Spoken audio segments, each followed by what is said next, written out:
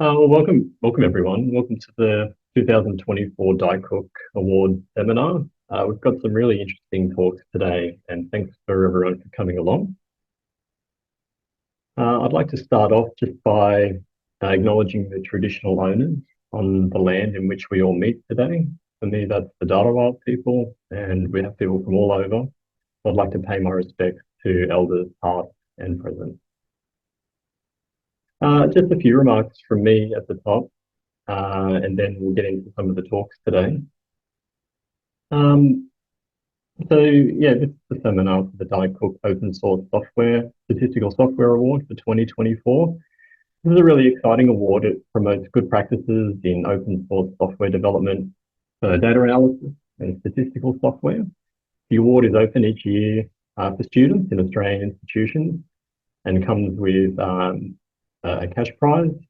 And really, there's sort of three main aims for the award that that was kind of intended to promote. And one is, I guess, to encourage statistical software development by providing some formal recognition of these developments, to showcase the pool of statistical software developers in our local communities, and to generally raise awareness of the statistical tools developed by community members.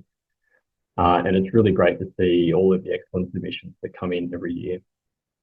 The Die Cook Award honours Professor Diane Cook, and Di's on the line here today with some Monash colleagues, and I know those who know Di will agree that she's a true leader and mentor in our field.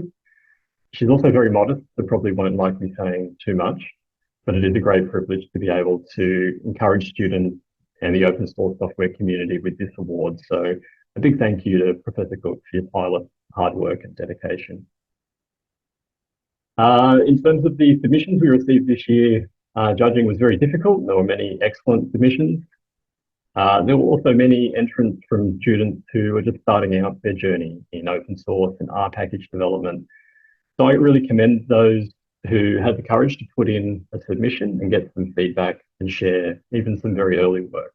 And I would encourage anyone to do this. We have such a welcoming community.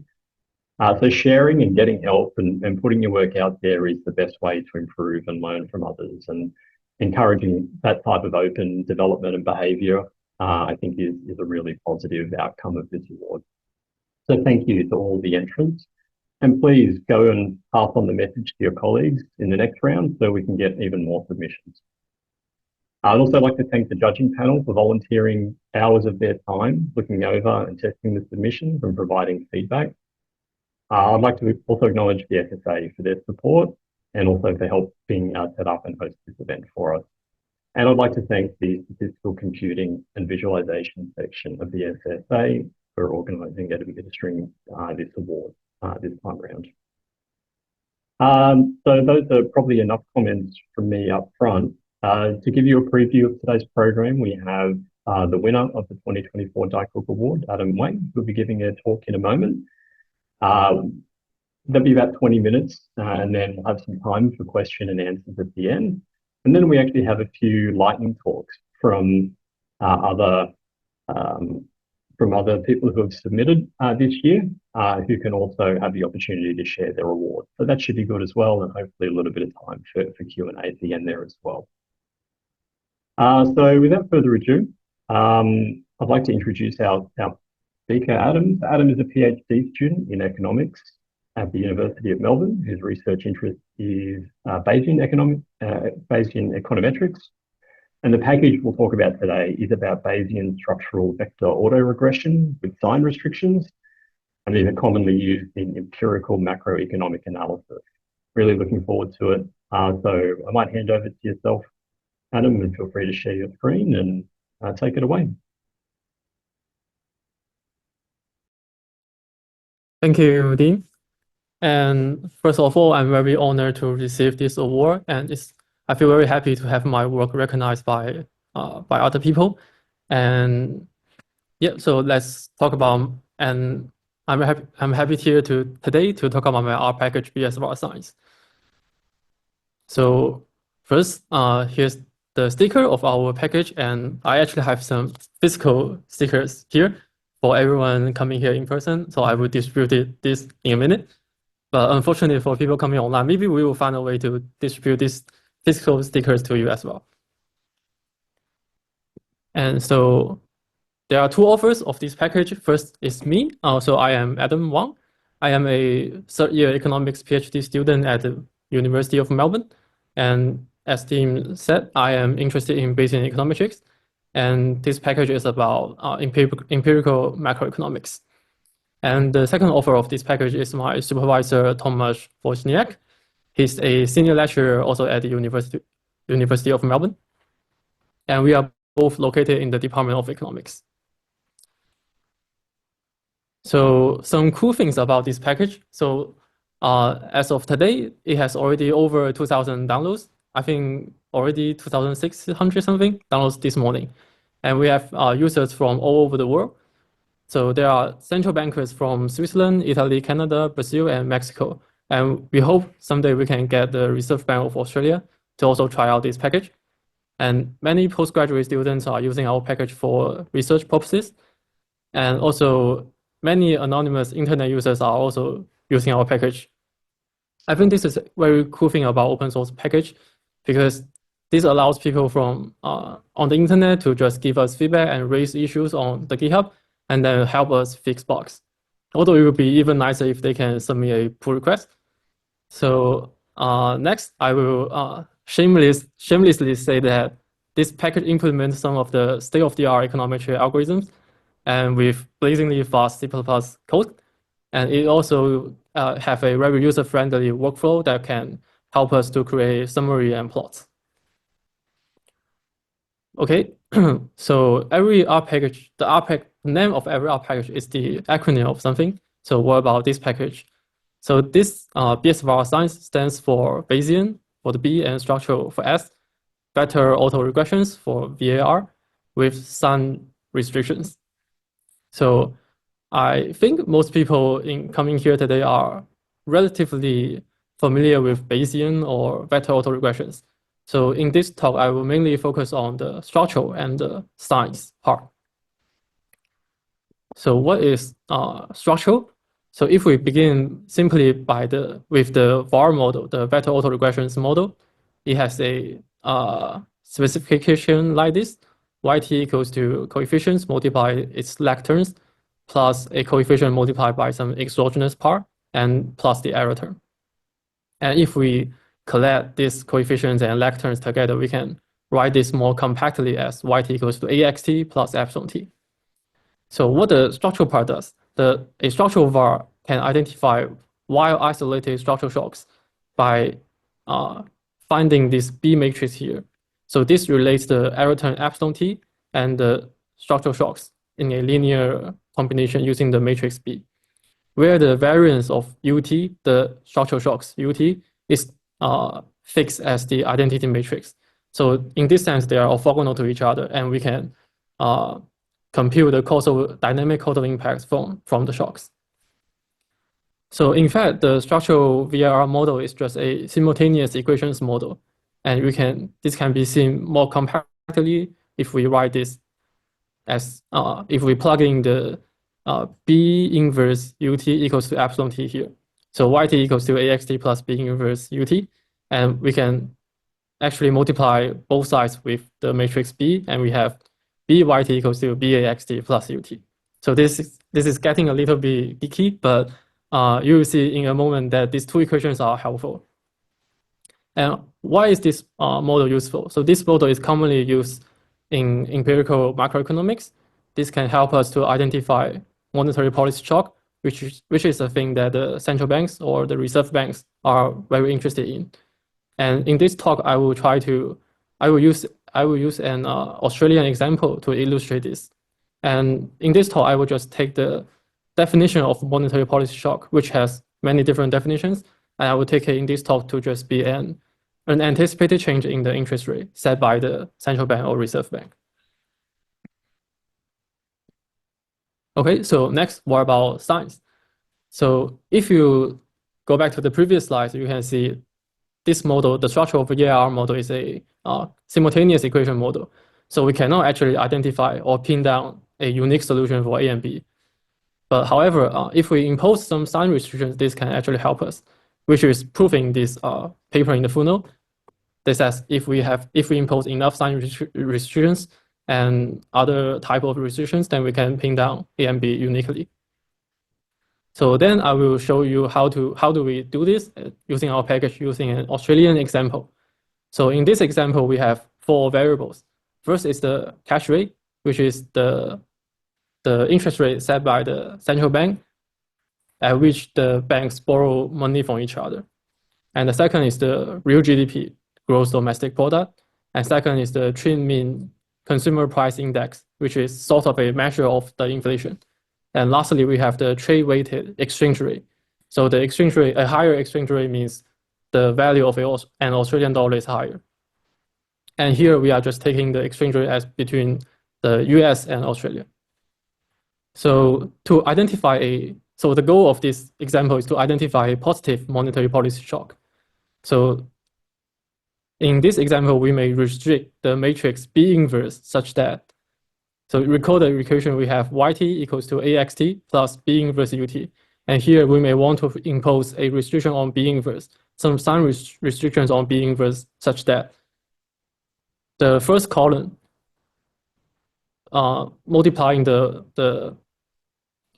first element of the structural shocks UT will be positive and no restriction, and negative and positive. And the reason is because first, because we want to identify positive monetary policy shock. So by definition, this should be positive. And second, we don't want to impose any restriction on GDP or on the impact of GDP, because that's the result we want to see. What happens if we have a positive monetary policy shock? What happens to real GDP in the future? And third, we want to impose a negative restriction on CPI, because if we have a positive monetary policy shock, that means the interest rate is higher, then we should expect the consumer price index to drop. And lastly, we want to impose a positive sign restriction on the impact to exchange rates. So if we have a positive monetary policy shock, that means we have a higher interest rate. That means people want to save money in Australian banks. Therefore, the exchange rate will be higher. So here we have a convenient interpretation of the B inverse matrix. It is the impulse responses at horizon 0.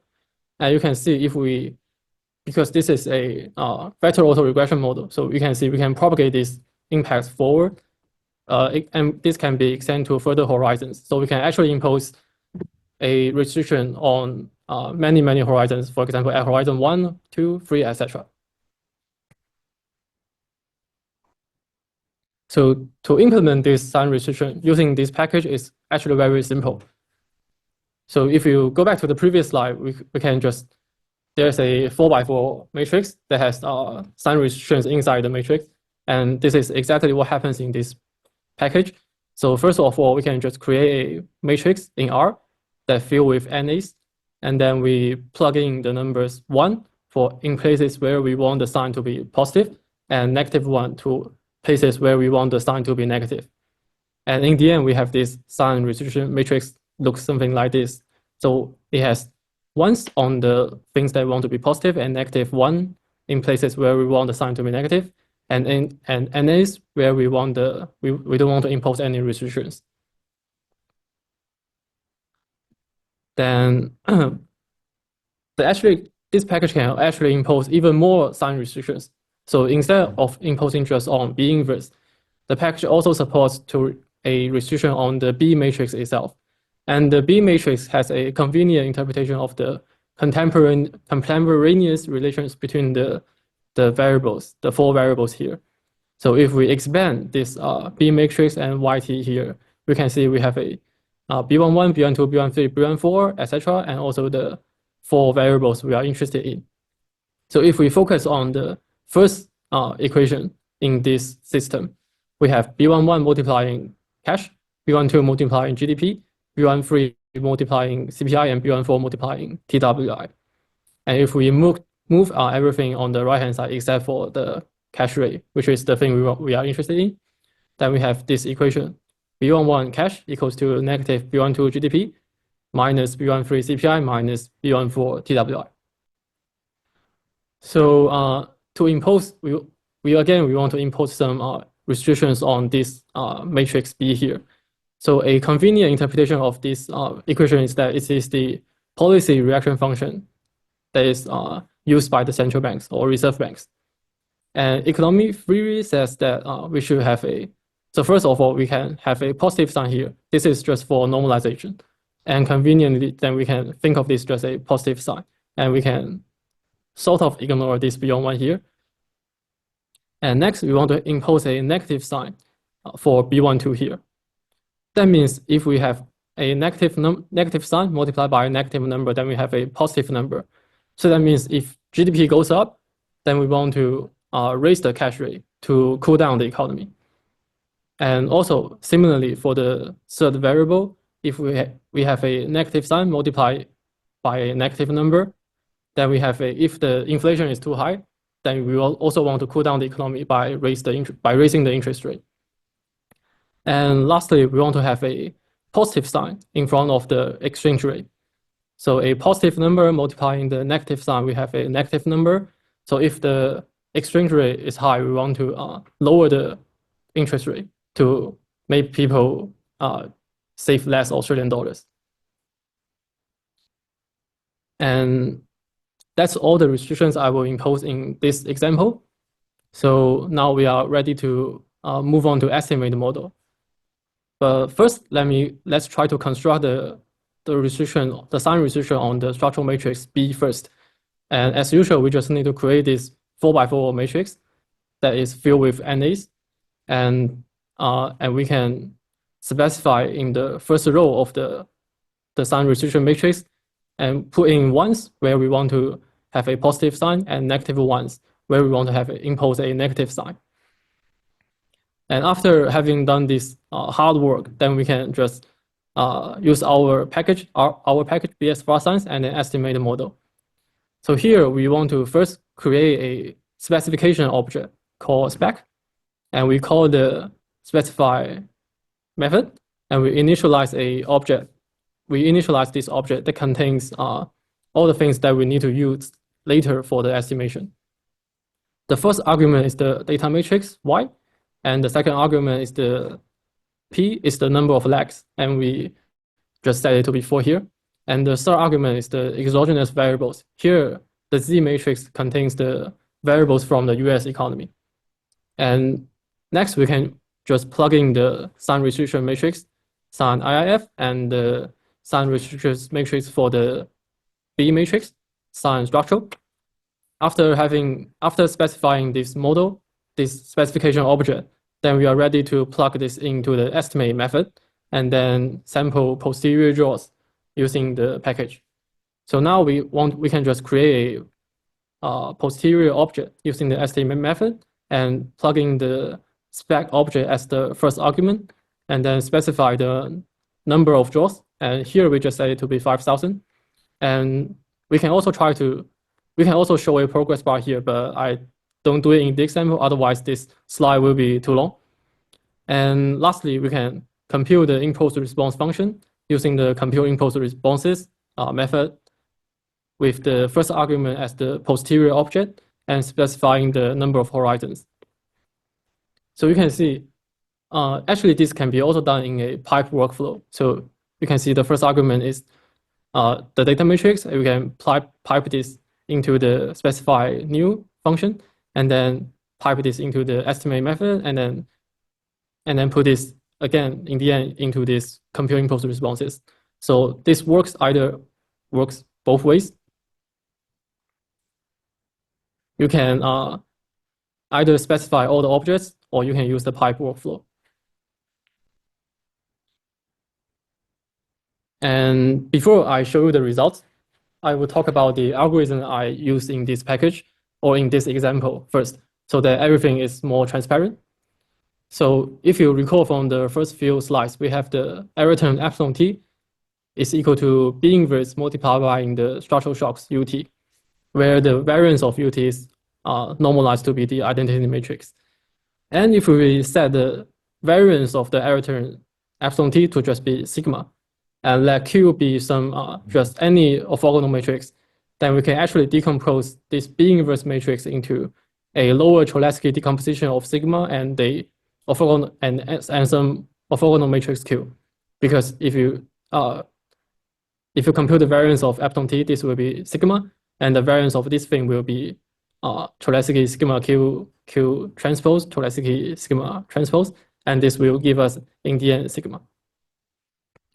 And next, we are the algorithm. What the algorithm actually does is that it samples Q uniformly from the space of orthogonal matrices, and then this can be done very easily by using the QR decomposition of some matrix capital X, where the elements of this X matrix are all standard normals.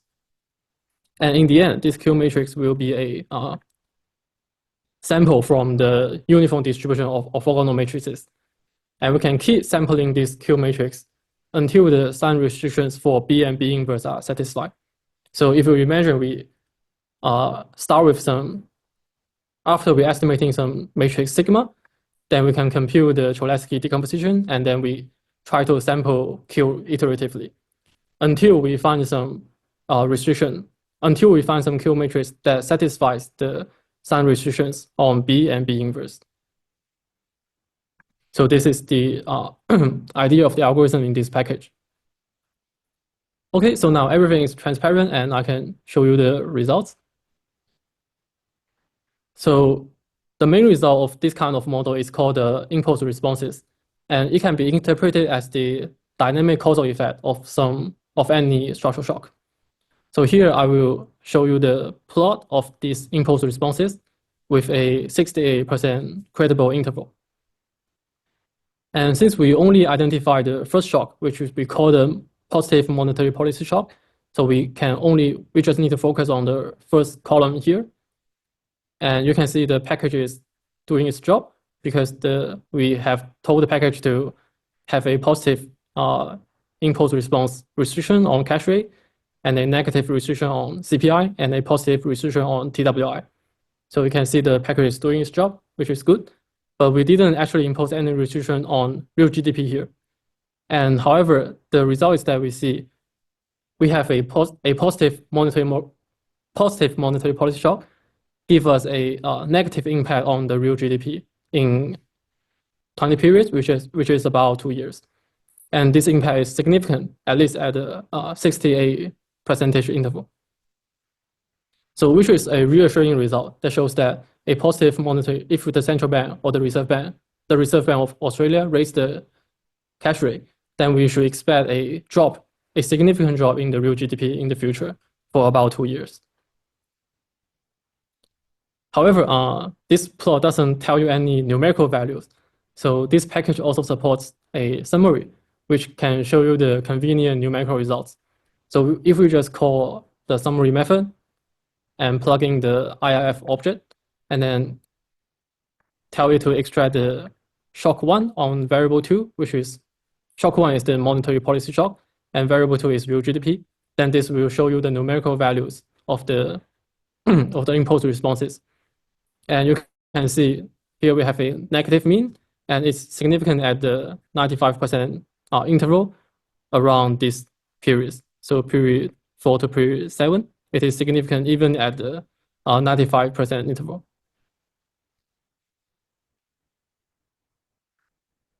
And this package, so since this is just one example I used in this talk, actually this package actually supports many more features. First, this package supports a hyperparameter estimation via adaptive metropolis algorithm, which is great for if the goal is to forecast. And the second is that this package also supports zero and sign restrictions. So in this talk, I only talk about sign restrictions, but actually we can combine some zero restrictions and sign restrictions. And third, this package also supports something we call the narrative restrictions. So for example, if we want to impose the monetary policy shock to be negative during the COVID, and then we can use these narrative restrictions to impose these kind of things.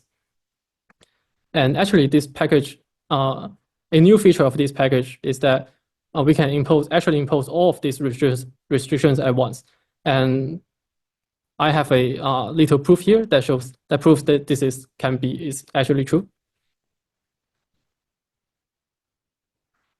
And lastly, since we like open source so much, so we make everything open source. So the slides is a website which you can access here using this link. And we have the R script that we use in this example for the Australian monetary policy analysis. It is available in this GitHub repo.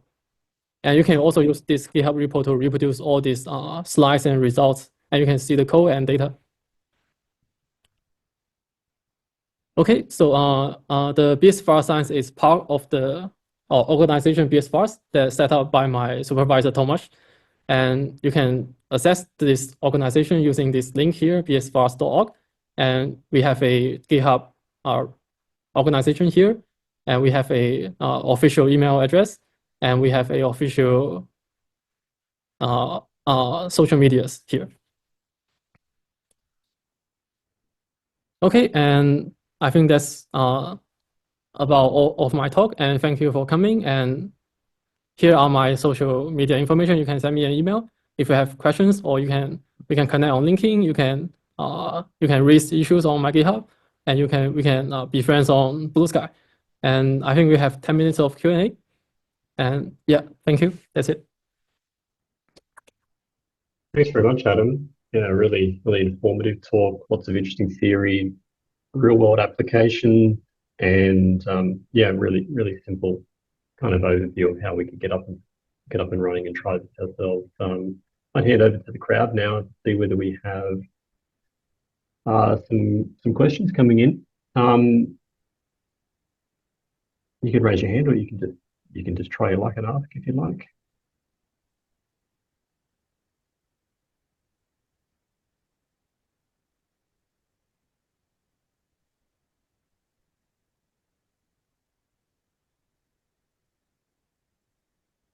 While we're waiting for some questions to come in, maybe just on the software side of things, I'd like to ask, what were some of the challenges you found converting, your research work into a piece of software that could be run and generalized and used by others? With were there some unexpected challenges that you faced there, and how did you overcome those?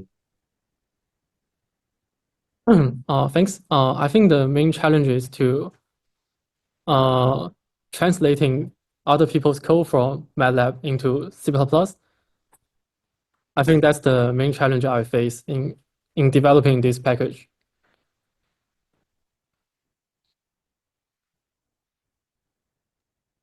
Yeah, that sounds difficult. So I'm glad that was you, not me, doing that. I'm just having a look at the participants list. It doesn't seem to be a huge queue of people lining up to ask questions. If you had a question, feel free to just unmute your microphone and ask, or you could also type it in the chat, and I'll see if I can monitor that as well. Elise said, thank you, Adam, for your presentation. And apart from macroeconomics, are there any other areas we can use this package? Good question. To be honest, I'm not very sure, but I think in any place, if you are interested in the dynamic causal effect of time series, then this can be applicable.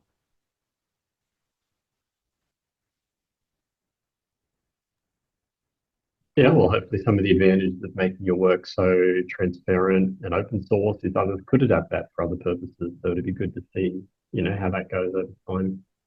Yep. Who else has a question? We have one from Diane in the chat there. Do you have any plans for more visualization of diagnostics from the FIT? Yes, in this talk, we only show you the plot of the visualization of the impulse responses, but it actually supports many more visualization features.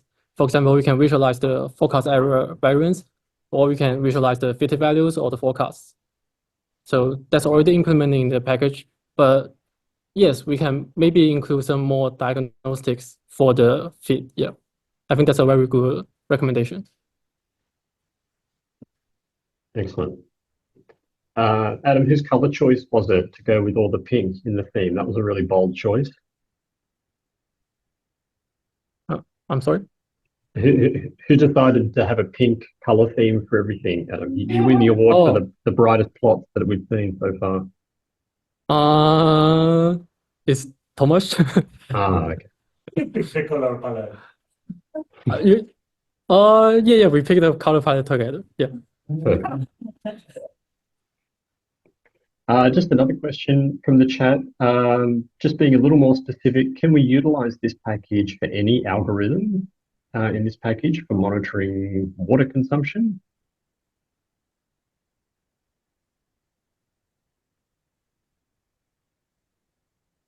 I think yes, you can use this package to if you have a time series water consumption data, you can use this to make forecasts or even try to do the kind of structural work I just presented in this talk.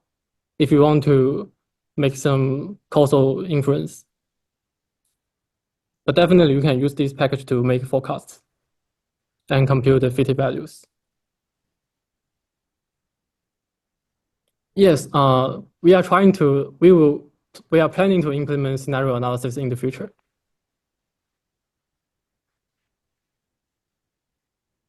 Yes, it is different from the profit algorithm. I think the profit algorithm is a combination of many different types of algorithms, if I'm not mistaken. And this package only uses the vector autoregression model. So they are different. Very good. I can see Nick Tierney gave your hand up. And thanks for a great talk. I was just wondering if you could explain what, like, I just unpack our shock point a bit more about, like, what does that mean? Is that like a change point? Is that, yeah, it's not a term I've really heard before. I'm sorry? So in this, like in your analysis, you showed, so like on one of the visualizations, you talked about shock points, I believe. Sorry, Yeah, impulse yeah. responses. Sorry, can you explain what an impulse response is and like what the takeaway? Sorry, and then you have these shocks. I'm just wondering if you could explain what the impulse response means, what these shocks mean, and maybe some of like the takeaway messages are from this plot. So like, are we seeing like some of these things in shock one go down and up and then stay steady in the other plots? What's like the takeaway message from that? Yeah, a great question. So the shocks is a terminology in economics that we use to define a while isolated errors. So you can see here the shocks UT have a variance, they are orthogonal to each other. So an increase in one element of UT will just be, for example, if a slight change in UT will not affect other error terms, it will only affect itself. However, if an increase in epsilon t, they are all correlated with each other. So we cannot isolate the causal effects or the impulse responses. However, here The if impulse response, sorry, is that a measurement over time of some cache information? Or like, yeah, can you explain what impulse means? yes, Like when I think of of course. impulse, I think of like a physics like reaction, and perhaps that's where it comes from. But So here UT is the shocks we just talked about, and you can think of B inverse is the horizon zero impulse response, because if we have a increase in UT, then it's captured by this B inverse matrix here, and that will propagate through and to YT, the variables we are interested in. And next, if you look at the first equation here, then actually we can have YT plus 1 equals to A1 YT, and then we can propagate the impact of those shocks forward. So we can actually compute how much any variable YT increase if we have a increase in UT. That's what we call the impulse responses. okay, so in relation to the plots that you showed, then I guess like what I'm trying to get is like looking at those plots that you showed, what's like the extra information that we're learning here? Does this help inform like a research question in particular? Is there like, what's the reason outside of, it sounds like you're sort of doing like a better approach to handle and absorb different types of error. Looking at this plot, and I can see that there's like these different changes in the cash rate and the real GDP. What is like the decision that we might be able to make from this? I'm just trying to I'm not super familiar with macroeconomics, and so I'm just trying to understand like a bit more of the implications of like what the like practical implications of this are, and if there was a research question that you were trying to answer with this type of analysis that you showed us today. Yeah, great question. So the main goal of this example is we want to analyze the impulse response or the causal effects if we have a positive monetary policy shock, and especially its impact. So like, what is a monetary shock? Sorry. So a monetary policy shock, at the beginning we define it to be an unanticipated change in the interest rate set by the Reserve Bank of Australia. Okay, great. I'm sorry I missed that. Okay, yeah. That's all right. So this, if you focus on this plot here, this small plot here, then we can see we have a negative impact if we have a negative impact on the real GDP if we have a positive monetary policy shock. And since we didn't impose any restriction on the sign restrictions on the real GDP here, then this effect can tell us what's the dynamic causal effect if we have a positive monetary policy shock. And here we see that we have a negative drop in the real GDP. So this tells us if the Reserve Bank of Australia raised the cash rate or the interest rate unexpectedly, then we can expect a drop in the real GDP in the future for about 1 to 2 years. I think. So is the horizon timescale, is that like in months then? Yeah, in months. In months, okay. And then shocks 2, 3, and 4 all seem like they're quite steady and flat. So sorry, I think this is in quarters, so maybe that would be 5 years. Okay. Yeah. So the shock 1 is like identified as a raising of the cash rate, and then shocks 2, 3, and 4 are like other decisions that would get made. In this example, we didn't try to identify these shocks, so so they don't have any meaningful interpretation. But you Gotcha. can Okay. And it was because that was the first row and the first column that you were changing. Yeah. Okay. Yeah. Great. Thanks for explaining that. Sorry. Yeah. Thanks.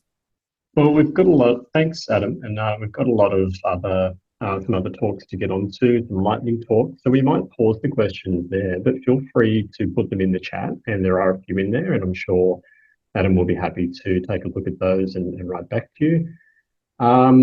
But yeah, that's really great. Thanks for sharing an insight into the software side and also the theoretical side. So we had a few other applicants for the award who would also like the opportunity to share some of the work that they put forward. So, we'd really like to hear from 3 speakers today who will just be delivering a short 5-minute lightning talk each. And the first one up we have is Jay Minnie. So Jay Minnie Leonanaje is a 3rd-year PhD student at La Trobe University, researching multivariate meta-analysis methods for high-dimensional data under the supervision of Dr. Alicia de Rivera and Professor Luke Prendergast. Jay Minnie, I'm sorry if I mispronounced your surname there, but yeah, really like to hear from you if you're there. Thanks. Yeah. Thank you, Dan. Thank you. I'll share my screen first.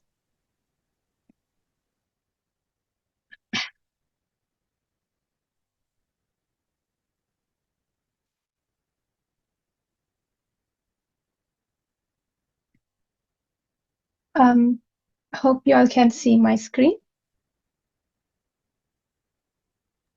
Yep, we can see it. Thank you. Yeah, thank you, Dee. So, good afternoon, everyone. I'm Jay Minnie Leonage, and thank you for giving this opportunity to present my R package. So today my talk will be on our package MetaHD, which can be used for meta-analyzing high-dimensional metabolomics data So this is a joint work with my supervisors, Dr. Alicia De Oliveira, Professor Luke Prendergast, and with the great support from Professor Robert Stewart. So when it comes to omics studies, it requires multivariate meta-analysis due to the correlated outcomes. So, however, the use of multivariate meta-analysis methods has been limited by the lack of within-study correlations, and the existing methods ignore correlations, missing data or variability, which can lead to false identification of biomarkers or missing out on true biomarkers. So with that, we have proposed a novel approach and an R package MetaHD, which performs multivariate meta-analysis for high-dimensional metabolomics data that can be used to integrate and collectively analyze both individual level data as well as summary statistics. So our approach accounts for correlation between outcomes. It considers variability within and between studies, and it handles missing values. Also, it uses shrinkage estimation to allow for high dimensionality. So we have published this work in Bioinformatics with the title MetaHD, a multivariate meta-analysis model for metabolomics data. So those who are interested to look into the model, you can refer to our paper. So our package is now available on CRAN, which can be easily installed. And alternatively, you can install the development version through our GitHub package, GitHub website. So if I give you a brief overview into the package, the MetaHD has two major functions, MetaHD input and MetaHD. So the MetaHD input prepares input data for MetaHD when individual level data are available. So it outputs the treatment effects as a K by N matrix, where K represents the number of studies and N represents the number of outcomes. And S list is a K-dimensional list of N by N within study variance covariance matrices. So the MetaHD, the main function, performs multivariate meta-analysis, and it returns the combined estimates and the associated standard errors, the p-values and I-square statistics. So though we have developed this package to perform multivariate meta-analysis, it has this special case to do univariate meta-analysis as well. So if within and between study correlations are set to 0, MetaHD simplifies to a random effect univariate model. If between study variances are also set to 0, MetaHD reduces to a fixed effect univariate model. So if I take you through a small example to see how you can use the functions. So this is a subset of data which was extracted from a design study which was previously published. So the data format, the data frame should be in this format where the study and the groups are in the first two columns as factors, and the rest of the columns are the outcomes and the rows are the samples. So if you have your data set in this format, you can simply use our MetaHD input function to calculate the input data for MetaHD, that is the observed effect sizes, as you can see in the slide, and the within study covariance matrices. So then once you have these two inputs, you can use the MetaHD model. So these are the default parameters which perform the multivariate high-dimensional meta-analysis. So if you want to perform univariate analysis, you can change the method and the between study covariance parameters. And once you run the model, you can obtain the combined effect estimates. And as I mentioned, the associated standard errors, p-values, and I-square statistics for further analysis. So that's all about my package. So if you want to go through more commands and how to use our package, you can refer to our online vignette and the manuscript. And these are some of other links that I think might be helpful. So thank you. With that, I would like to end my presentation. Thanks very much, Jamie. That was excellent. Yeah, really good overview. We might hold questions for the end so we can get on to the other lightning talks, but if you do have questions for Jamie in the meantime, feel free to drop them in the chat and we can play back for discussion if you'd like afterwards. Next up, I'd like to invite Leo Featherstone to present his submission. So Leah works in genomic epidemiology, a field which aims to estimate the rates at which viruses and bacteria spread using their genome sequences as data. He recently completed his PhD at the University of Melbourne and will soon join the Kirby Institute as a postdoc working on HIV genomic epidemiology. Take it away, Leo.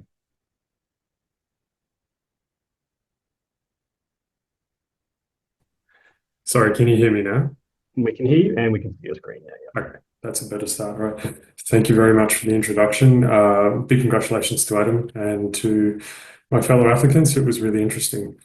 So today I'm going to give you a bit of a whirlwind tour of my tool Clocker2, and at least half of that will be about some background about why it exists on genomic epidemiology. But in brief, it is a interactive online front-end web tool that allows you to estimate the rates at which viruses and bacteria evolve. And as I'll show you shortly, that's really the key parameter in what we do to allow us to relate evolution to time. Okay. First things first, so because it's a lightning talk, I want to give you a chance to have a look and a play with the tool. So if you Google Clocker2 or you scan that QR code on the right of the slide, it'll take you to the landing page for the tool. If you're using the QR code, there is a preloaded data set. Press the blue button when it loads. And I'll explain what all the bits do, but briefly what you'll see is a phylogenetic tree, a very simple regression and some metrics around that. And so that's just to give you a chance to see the tool and get a feel for its prioritization around interactivity and visualization, really to make things easier for people working in public health. And of course, I just quickly want to mention this was done in collaboration with some wonderful co-authors, Tammerworth and Sebastian Duchesne, who are both supervisors of mine at the Peter Doherty Institute. Sebastian's now at the Pasteur, and Andrew Rambo at the University of Edinburgh. So that's Clocker2. Feel free to have a play while I'm talking. So next thing, why rates of evolution? Why molecular clocks? And I need to talk about the workflow of what we do to explain this. So genomic epidemiology, just focusing on the left, is really the field that takes DNA sequences and aims to learn or infer the parameters of epidemiological spread for pathogens. So the idea is, as viruses and bacteria spread during an outbreak, because they mutate and replicate really quickly, they accrue some mutations in their genome as they spread. And then when we sample the genomes of those pathogens from patients in an outbreak and estimate a phylogenetic tree from those samples, the shape and timing of that phylogenetic tree should look like the underlying epidemiological contact network. Now, just quickly for those who aren't familiar with phylogenetic trees, you can really think of this as an evolutionary dendrogram, where the horizontal branch lengths here are number of mutations. And it sort of represents how each sample kind of clusters going back in time. And there's a lot of really interesting modeling, much more interesting than the regression I'm talking about today, that goes into going from a tree to fitting an epidemiological model. We can answer questions about that later. But that's really the workflow here. Now, how do we, what's this sort of quick interactive way we estimate rates of evolution on a phylogenetic tree?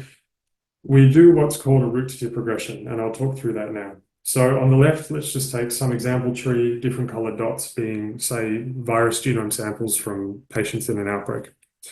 What we can then do is we can pre-order, add up the horizontal distances, the number of mutations from the most recent common ancestor at the root all the way to the tips, and plot that on the y-axis. And on the x-axis, we'll take the date at which we took each sample. Now, if we fit a regression to this, the slope should give us an estimate of the rate of evolution of our pathogen. Now, just a quick aside, of course, because of the statistical audience here, the big problem here is that these are not independent samples. They clearly share an evolutionary history. And so my brief and unfortunately glib answer to that is, yes, I know, I don't like it either. It's just the done thing in the field. And I am working on different ways of handling this. It just so happens that with basically the size of viral and bacterial populations, doing things this way is fairly robust. Also, the literature believes.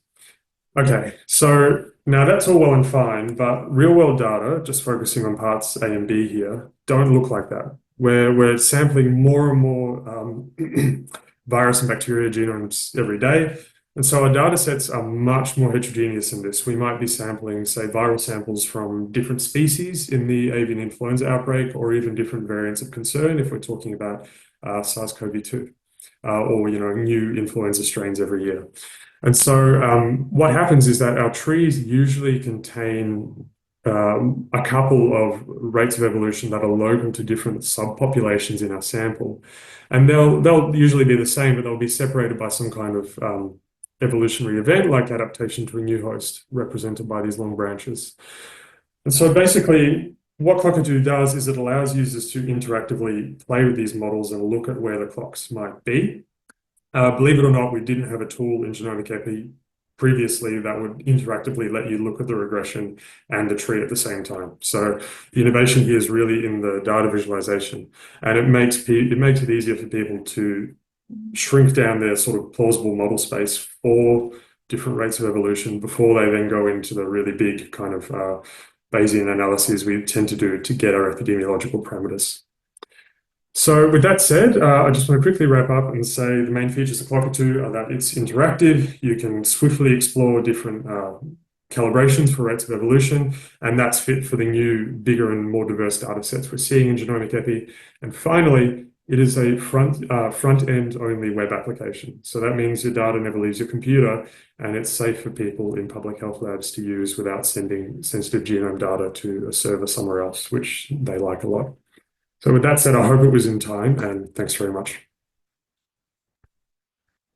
Thanks, Leo. Yeah, that's excellent. Thanks for condensing that down. Obviously, reach out to Leo if you have further questions. I'm sure he'd be happy to discuss it in more depth.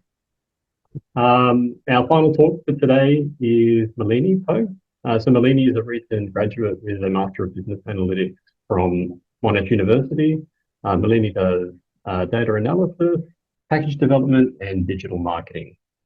Take it away. Oh, what? One second. I've unmuted us for the moment. If you put your microphone on. Yeah, good to go. Okay. Thank you. Hi, thank you for the introduction.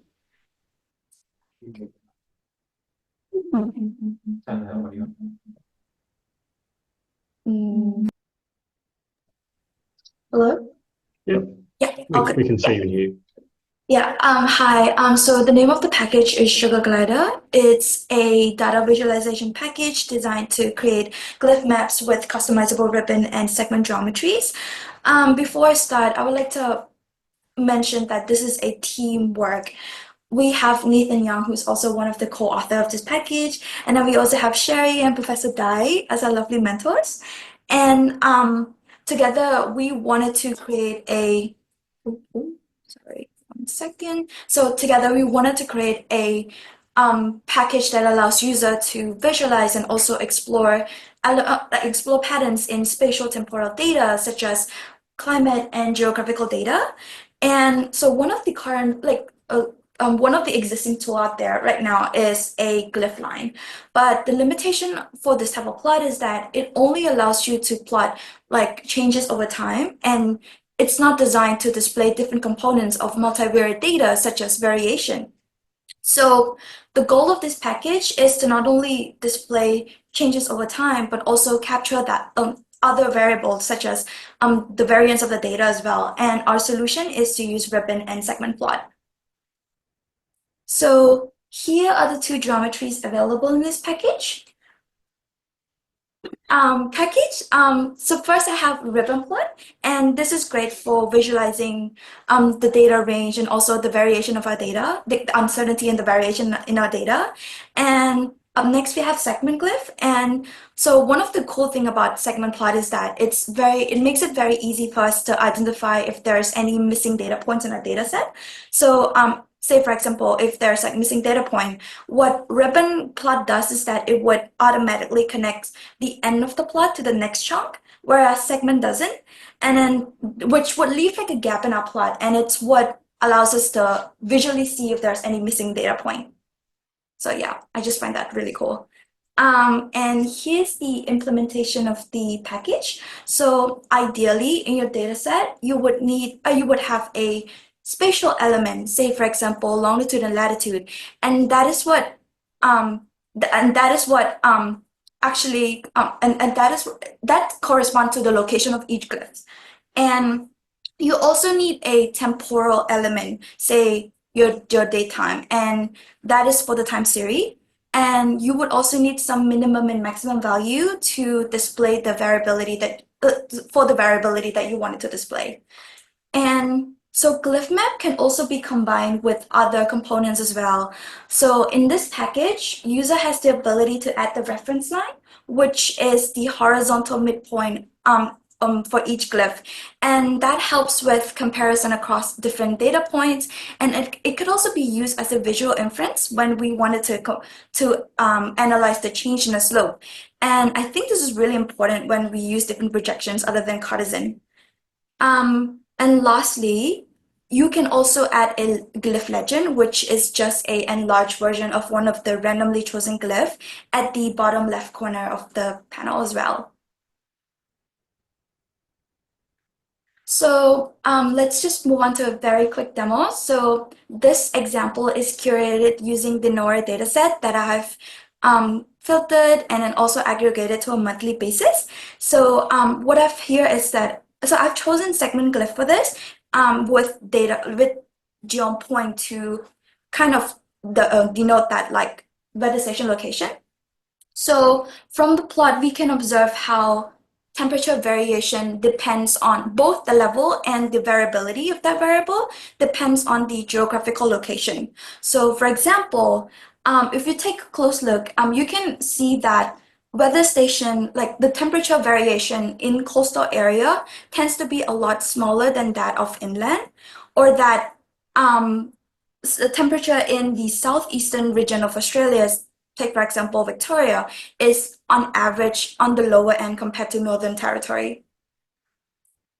And you can also expand upon previous example by creating interactive glyphs as well. So the idea behind curating this example is to show that glyph map can also be used for high density data. So what I've previously shown you are statics mapped, where we can only plot a certain number of glyphs before it gets too overcrowded. But with, say for example, leaflet, we have the ability to pen in and out. So hypothetically, you can plot infinite data point without worrying about the overcrowding issue. But yes, this package can also be developed as well to automatically repel overlapping glyph to fix that overcrowding issue as well. So yes, that is it from me, and I hope you enjoy the presentation. Thanks, Lily. That was great. It's good to see some maps, and yeah, I can certainly appreciate the challenge to visualize so much in one time. Really good example. Well, we're right on time. So yeah, I just wanted to essentially close by hopefully convincing you that the judging panel did have a really difficult time this year with so many fantastic submissions. Congratulations, Adam and team, for the winning entry, but also congratulations to everyone who submitted and shared your work. We really want this to be bigger next year, so feel free to share this around. And yeah, we look forward to hosting another seminar. And thank you to everyone for spending your lunchtime coming in and watching these presentations and supporting the community. Really appreciate it. Thanks very much, and we'll see you next time.